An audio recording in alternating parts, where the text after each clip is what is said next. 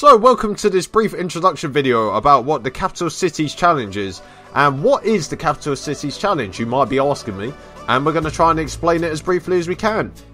So the main thing about this challenge is that we manage a team from 5 major European capital cities, those capital cities being London, Paris, Berlin, Madrid and Rome. And what is the main aim of this challenge? To win the Champions League. I mean, that's difficult enough as it is, but I had to win the Champions League with a team from all 5 of those capitals. Moving on to the criteria of this challenge, there's 3 that I've made. So I must move clubs when a job is offered to me. I can only move to clubs in those chosen capital cities. And the challenge is completed when I win the Champions League with a team from every capital city. I mean, that's pretty self-explanatory. And the teams that I could pick from in London are Arsenal, Chelsea, Crystal Palace, Tottenham and West Ham. In Paris, Paris Saint-Germain. In Berlin, Hertha Berlin. In Madrid, Atletico Madrid and Real Madrid. And finally in Rome, Lazio or Roma. And now we're going to move on to the draw about which team I'll be picking in this Capital Cities Challenge. Hello everyone and welcome to the draw for the first team that I will be picking for my Capital Cities Challenge. And in order to make it fair and also to make sure that I don't actually pick the best clubs, I put all 11 teams that I'm allowed to pick from into this wheel. Now as you can see, the budget has stretched out to classtools.net. You can use it as if you want as well. Like we haven't really got any budget here. I don't know why I'm saying we, seeing as there's not really more than one of me. But anyway, moving on to the draw. So I've put all 11 teams in and we're going to do the draw live, so I can't really cheat and like keep refreshing the page or like keep redoing it until I get the team that I want. And all we have to do is click the wheel and hope for the best. And the team that we will be managing first is Arsenal. Great. I've always wanted to manage Arsenal. 4th place. To anyone who thinks they're dreaming, this is actually happening. I'm actually glad for once that I'm not actually managing a shit team with no money and no prospects of actually getting any success, and I actually have a chance of winning something for once. And my first port of call was removing Arsene Wenger from Arsenal. I mean, that probably should have happened 3 months ago. The media have also predicted us to finish 2nd this year, which is great news for me because now the expectations are going to be way too high for me to achieve.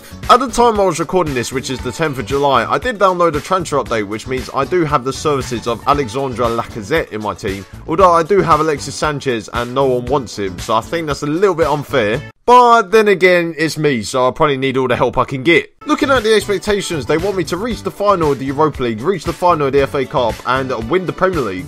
I mean, they're not really asking for much, are you, Arsenal? Although they don't really care about the EFL Cup, so knowing me, I'll probably win that now. Oh, fuck off. I forgot Arsenal in the Europa League, which means I can't win the Champions League in my first season, which means I can't complete London in my first season either. Fantastic. Well done, Wenger. I'm also pleased to announce our first signing as Arsenal manager, and I missed out on Felipe Anderson, which means I had to go for my backup option, which is Federico Bernardeschi from Fiorentina, and we've signed him for 14 million plus a load of add-ons which take up the total to 21 million, and he can play on the right wing, so he's going to be my first choice right winger this year instead of Theo Walcott, because Theo Walcott can only run. He's just a running merchant.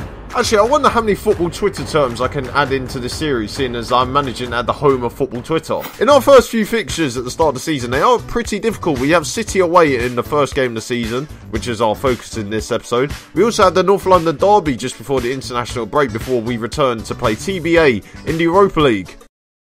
What, TBA's to be announced? Oh, forget I said that then. And finally, we move on to the team that I've chosen to play against Man City away. And starting off in goal, of course, is Petr Cech, who is going to be my number 1 this season, although I probably will replace him at the end of the year. The back 4 I've chosen is the strongest back 4 I have at my disposal, and Shkodran Mustafi and Laurent Koscielny play at centre-back, while Hector Bellerin and Nacho Monreal play in the full-back positions. Moving on to my midfield 3, and I've chosen Granit Xhaka to play in the deeper defensive midfield role, while Mohamed El Nene and Jack Wilshere play in central midfield.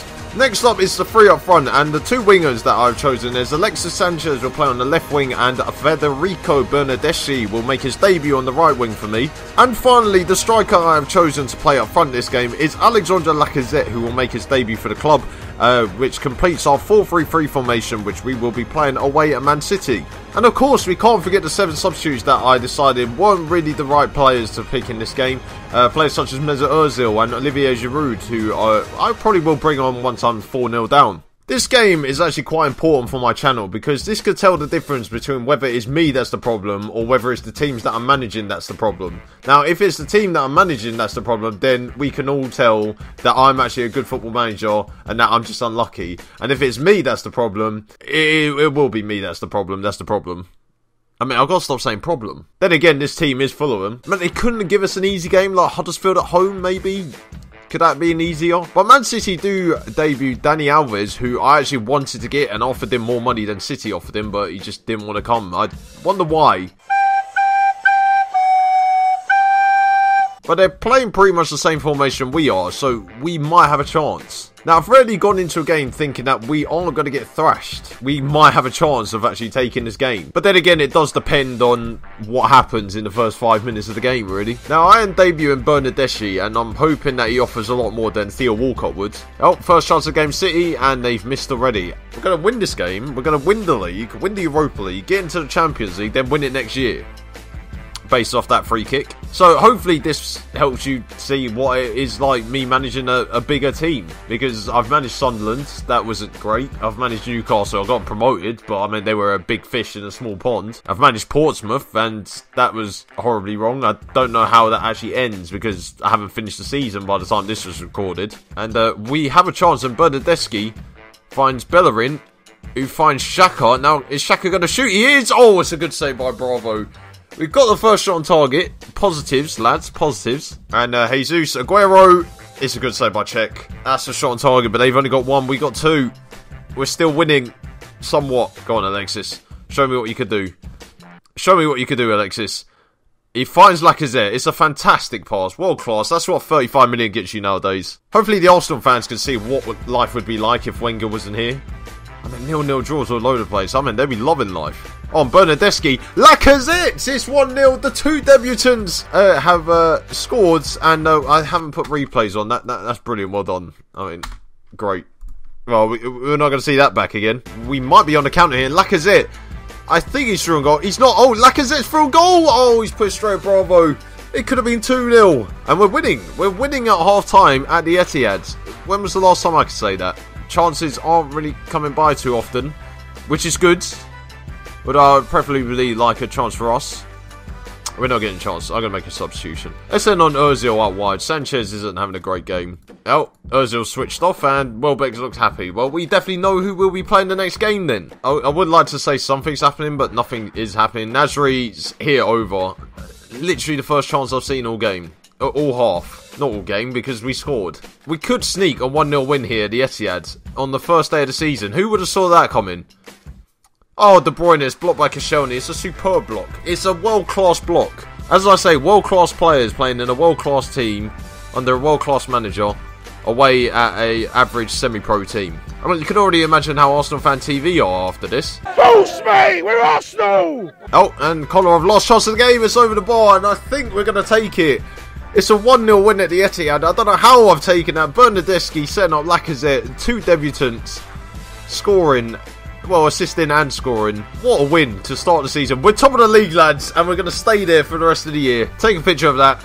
Take a picture of that. We're top of the league, and we're the top goal scorer, and we had the highest average rating, and the most assists. We're going to clean up at the award ceremony. I mean, the yellow cards is a bit of a problem because we're not top of that.